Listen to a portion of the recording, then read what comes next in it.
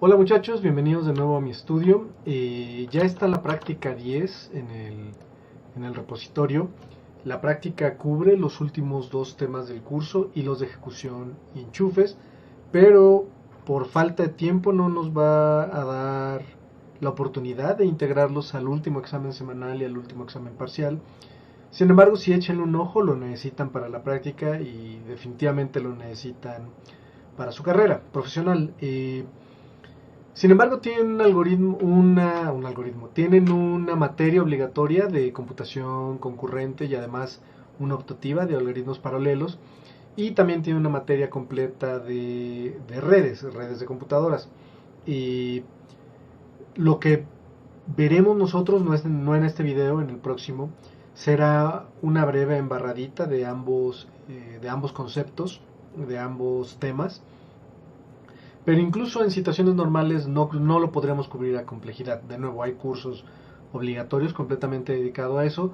Vamos a ver lo necesario para que funcione nuestra práctica, que no es mucho. O sea, sí vamos a usar hilos de ejecución, pero van a ver que en términos de código es casi nada. Y sí vamos a usar enchufes, pero de nuevo, en términos de código va a ser casi nada. Los conceptos relacionados prefiero cubrirlos en el siguiente video. En este lo que voy a hacer es cubrir un poco parecido al video, no anterior, sino al anterior a ese, de cómo funcionaba la práctica 10, cómo va a funcionar la práctica 10 una vez que la completen. Entonces, ahí está la práctica 10. Y bueno, una vez que hayan terminado ya su código y la puedan instalar con mbn install, eh, va a haber dos archivos jar. Realmente no es necesario tener dos archivos jar porque ambos archivos van a tener las mismas clases compiladas. Pero tener dos archivos jar nos permite tener dos clases principales distintas. Entonces, un archivo jar va a ser para el servidor, va a utilizar la clase principal del servidor, va a utilizar la clase del servidor como clase principal, y va a haber un jar para el cliente donde va a utilizar la clase del cliente como clase principal. En otras palabras, son dos programas, porque así en general funciona el modelo cliente-servidor, que es lo que vamos a utilizar para la práctica 10. Vamos a tener el servidor para la base de datos en una computadora, y los clientes pueden estar en la misma computadora o pueden estar en computadoras distintas. Y la idea es que múltiples clientes se puedan conectar al mismo servidor utilizando enchufes. El servidor, para poder manejar múltiples clientes al mismo tiempo, va a utilizar hilos de ejecución. Ese es el pretexto de los dos temas finales del curso para la práctica, pero la práctica realmente en los hechos utiliza poquito de esto. Sí lo usan, y de hecho las clases en el paquete mx.unam.ciencias.icc.red todas tienen que ver con red. Con hilos de ejecución va a haber mucho menos, pero es también lo vamos a usar, pero les repito, en la práctica el uso va a ser limitado. Los paquetes perdón, las clases del paquete red, del subpaquete red, tienen que ver todo con la comunicación de red en el programa. Pero la mayor parte de eso tiene que ver con el protocolo, que más adelante veremos que es un protocolo, y con la lógica de cómo manejar el servidor. El servidor realmente espero que sea la única clase que les cause problemas, y espero poder cubrirla a detalle en el próximo video. Aquí solo quiero que vean cómo funcionan los programas en los dos distintos jars. Entonces, para ejecutar el servidor vamos a utilizar el jar práctica 10-servidor.jar, y recibe dos parámetros en la línea de comandos. Bueno, uno o dos. El primero es obligatorio, es el puerto de comunicación que vamos a utilizar. Básicamente es un número entero, que como no estamos corriendo el programa como superusuario, tiene que ser mayor a 1024. Vamos a utilizar en general 1, 2, 3, 4 en estos videos, pero ustedes pueden usar cualquier número entre 1024 y 65536, porque tenemos 16 bits para representar los puertos. El segundo parámetro es un archivo para la base de datos. Es opcional. Si no lo proporcionan, el servidor va a correr con una base de datos vacía. Si proporcionan el archivo, el servidor utiliza los contenidos del archivo como la base de datos a cargar para los clientes que después se conecten. Entonces lo voy a ejecutar y como pueden ver no pasa nada. El servidor se queda esperando a servir a clientes, justamente a que llegue un cliente a realizar una petición.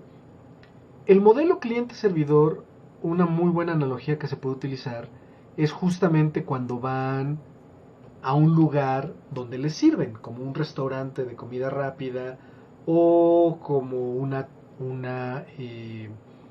tiendita, una ferretería o una tienda de abarrotes, donde ustedes llegan y hay alguien que se encarga, que les sirve, que es el servidor, que les proporciona un servicio. Por ejemplo, está el chavito en el McDonald's esperando que ustedes lleguen a pedir su orden. Entonces cuando llegan, él les da un saludo y les pregunta qué es lo que quieren, y ustedes le dicen qué es lo que quiere, y les da una notificación de qué es lo que... O sea, no sé, una nota para que después recojan su orden o para que se las lleven a su mesa, depende del restaurante. Pero es la idea, funciona aquí igual. El programa del servidor está corriendo todo el tiempo esperando que lleguen clientes a realizar peticiones. Mientras ningún cliente llegue, el programa no hace nada, que es justo lo que ocurre ahorita. Está corriendo el servidor, pero como no hemos ejecutado ningún cliente, pues no está haciendo nada. Entonces vamos a ejecutar un cliente. Entonces el cliente se ejecuta con el segundo jar, que es práctica 10-cliente.jar. Y bueno, ahí está. Y me voy a conectar. Fíjense que este es un nuevo diálogo para conectarse, pero ya está escrito tanto el fxml como el controlador correspondiente. Donde doy el servidor, voy a poner localhost porque estoy corriendo el servidor en mi computadora y estoy corriendo el cliente también en mi computadora. Si no, puede estar en otra computadora, en particular va a estar en Aztlán corriendo una instancia del servidor. Paréntesis, les repito una vez más que todo este programa de base de datos es de juguete. Y una de las características, bueno, una de las cosas que hace ver que es de juguete es que no hay nada de seguridad. No estamos cifrando los datos al ser transferidos por red, no estamos autenticando a los clientes, cualquier usuario se puede conectar y si quiere borra toda la base de datos. Entonces voy a dejar una instancia de la base de datos corriendo en Aztlán y ustedes se van a poder conectar a ella, y esto implicará que van a poder borrar todos los registros. No lo hagan, no sean así. Está ahí para que justo puedan todos ustedes, todos sus compañeros, depurar sus programas conectándose a la instancia en Aztlán. Si hacen bien sus clientes, deberían poder conectarse en Aztlán y todo funcionar, porque vamos a utilizar el mismo protocolo. Pero bueno, entonces me conecto al servidor localhost y el puerto es 1234 como el que pusimos. Entonces cuando me conecto, lo primero que hace el cliente es solicitar al servidor la base de datos y el servidor se la envía. Y pues ya la tenemos ahí. Para que este ejemplo tenga sentido, lanzo otro cliente, perdón, y los voy a poner los dos al mismo tiempo en la pantalla, en paralelo. Y bueno, al segundo servidor también lo voy a conectar a localhost en el puerto 1234. Entonces tenemos ya dos clientes conectados al mismo servidor. Si regresamos al servidor, vemos que tiene una pequeña bitácora, lo que se conoce como un log, donde muestra distintos mensajes dependiendo de qué hagan los clientes. Inicialmente el único mensaje era escuchando en el puerto 1234, después dice conexión recibida de, y dice el servidor, en este caso localhost, le pone un número serial a cada conexión. Entonces la primera es la conexión 1 y la segunda la conexión 2, y justo dice serial de conexión 1, base de datos pedida por 1, y luego conexión recibida de localhost, serial de conexión 2 para el segundo cliente, base de datos pedida por 2. Y entonces tenemos ya nuestros dos clientes conectados. Ahora, ¿cómo funciona esto? El servidor tiene la base de datos en memoria y en el disco duro. Los clientes únicamente van a tener la base de datos en memoria. Cuando un cliente modifique a la base de datos, agregar un registro, eliminar un registro, editar un registro, la va a modificar en memoria y además va a mandarle un mensaje al servidor para que haga exactamente la misma modificación, eliminar, agregar, modificar. Ya que haya hecho eso, el servidor va a escribir la base de datos completa en el disco duro y luego le va a decir a todos los demás clientes exactamente el mismo cambio para que lo repliquen. Y entonces todos los clientes así se mantienen sincronizados. Vamos a ver un ejemplo. En el primer cliente, el de la izquierda, voy a agregar un estudiante. Entonces agrego a fulano de tal con número de cuenta 1, 2, 3, 4, 5, 6, 7, 8, con promedio 9,5 y edad 19, porque ¿por qué no? Quiero que vean, esto lo estoy haciendo en la ventana de la izquierda, pero quiero que vean lo que ocurre en la ventana de la derecha. Se va a agregar el estudiante fulano de tal, el cliente de la izquierda, se va a enviar ese mensaje al servidor de que se agregó un registro, y el servidor le va a decir a todos los otros clientes, que es nada más ahorita el de la derecha, que se agregó un nuevo registro. Entonces va a aparecer también en el de la derecha, va a aparecer en los dos. En el de la izquierda va a aparecer siguiendo el mismo mecanismo que utilizamos en la práctica 9. Los escuchas de la base de datos van a actualizar la tabla correspondiente en la interfaz gráfica. Luego le va a avisar al servidor que va a mandar el mensaje al otro cliente, al de la derecha. Este cliente va a recibir el mensaje del servidor, va a modificar su base de datos y siguiendo la misma mecánica se va a actualizar su tabla correspondiente, ¿sale? Entonces, fulano de tal tiene que aparecer en ambos clientes. Entonces lo agrego, y aquí está fulano de tal en la base de datos donde corrí en el cliente donde corrí esto, y fulano de tal en el otro. ¿Por qué les estoy explicando todo esto? Porque su proyecto 3 tiene que funcionar exactamente igual, nada más que utilizando los registros que utilizaron para el primer proyecto. ¿Sale? Voy a editar a fulano de tal ahora en el cliente de la derecha. Ahí está mi ventana de edición. Lo único que voy a hacer es ponerle fulano de tal X, porque de tal es un nombre de esclavo. Entonces va a ocurrir lo mismo. Voy a editar al estudiante en el cliente de la derecha.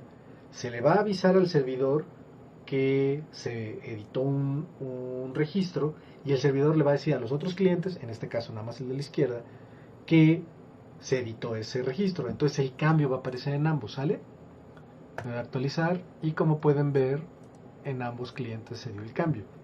Por último, voy a eliminar al registro fulano de tal X en el cliente de la izquierda. Exactamente lo mismo. Se va a eliminar en el cliente de la izquierda, le va a avisar al servidor, el servidor le va a comunicar la acción al otro y se va a eliminar ahí también. Entonces lo que va a ocurrir es que se elimina en ambos clientes. Lo elimino y pueden ver que se fue de ambos. Ahora, ¿cómo funcionan estos mensajes? Van a funcionar, bueno, a bajo nivel por bytes, porque así funcionan los enchufes, como lo veremos en el próximo video, pero lo vamos a manejar nosotros a un nivel un poquito más alto, con cadenas y de hecho con líneas. ¿Por qué con líneas? Pues porque nuestros registros ya se guardan en líneas, entonces los mensajes de la base de datos también se van a transmitir por líneas, son una conveniencia. Los enchufes, lo veremos con más detalle en el próximo video, pero básicamente este cliente va a tener una entrada estándar, un input stream, un flujo de entrada para escuchar mensajes del servidor, y va a tener un flujo de salida, un output stream, para hablar con el servidor. Estos input stream y output stream los vamos a envolver como siempre con un input stream reader y con un output stream writer, y estos a su vez los vamos a envolver en un buffered reader y un buffered writer, como lo hemos hecho en todo el curso desde la práctica 5. Y entonces, así como leemos registros línea por línea y escribimos registros línea por línea, vamos a poder mandar y recibir mensajes línea por línea. Por ejemplo, voy a cerrar el cliente de la izquierda y me quedo aquí en la consola donde lo ejecuté, y del otro lado, del lado derecho, sigo con el segundo cliente. Ahora me voy a conectar directamente al servidor con el programa Telnet. Esto me permite, Telnet, uno se conecta por enchufes, veremos que son enchufes a detalle en el próximo video. Uno se conecta por enchufes a un servidor, y lo que uno escribe en el teclado se envía tal cual al servidor, además de mostrarse en la consola, y lo que sea que el servidor nos mande se imprime en la consola. Ahorita lo ven. Entonces nos conectamos a localhost por el puerto 1, 2, 3, 4 y ya nos conectamos. Veremos a detalle en el próximo video cómo va a funcionar el protocolo, y qué es un protocolo exactamente. Pero lo primero que vamos a hacer en nuestro protocolo es pedirle al servidor, estamos en el cliente, ahorita el cliente es Telnet, no la interfaz gráfica como lo vimos inicialmente. Ahorita es Telnet, el cliente, pero cuenta como cliente. El servidor dice conexión recibida de localhost, serial de conexión 3, es el tercer cliente, nada más que es un cliente que es Telnet. Eso es lo maravilloso de utilizar enchufes, o bueno, comunicación en red en general. Puede ser con distintos programas, con distintos lenguajes de programación, con distintas máquinas, con distintos sistemas operativos. Pero bueno, entraremos a detalle con eso en el siguiente video. Mientras, lo primero que tienen que hacer los clientes es mandar el mensaje base de datos. Cuando este cliente, el Telnet, le manda el mensaje base de datos al servidor, el servidor va a responder con el mismo mensaje base de datos y con todos los registros línea por línea. Justamente así. Y el servidor, para enviar esto, va a utilizar su método guarda, que es el que escribieron desde la práctica 5. Es exactamente el mismo método. Y además después manda un salto de línea, porque acuérdense que en el método carga, que es el que va a utilizar los clientes como el que está aquí a la derecha, en el método carga de la base de datos, cuando recibimos una línea vacía, dejamos de seguir pidiendo registros. Entonces esa va a ser la notificación de que ya nos enviaron toda la base de datos. Entonces aquí ya recibimos toda la base de datos. Si estuviera corriendo el programa con la interfaz gráfica como hicimos ahorita, pues esta base de datos se cargaría en memoria. Ahorita nada más la recibí, pues como es Telnet, es muy menso, nada más lo imprime. Pero sirve muy bien para ejemplificar cómo funciona el protocolo. Entonces voy a hacer exactamente lo mismo que hice antes con la interfaz gráfica, pero lo voy a hacer a pie utilizando Telnet. Entonces podemos enviar un mensaje de registro agregado. ¿Por qué es agregado? Como si ya estuviera agregado. Porque justamente en la interfaz gráfica agrego un registro a la base de datos y luego envío el mensaje al servidor. Entonces, cuando envío el mensaje, el registro ya fue agregado. Entonces voy a mandar el mensaje registro agregado, que le dice al servidor: te voy a enviar un registro, un estudiante.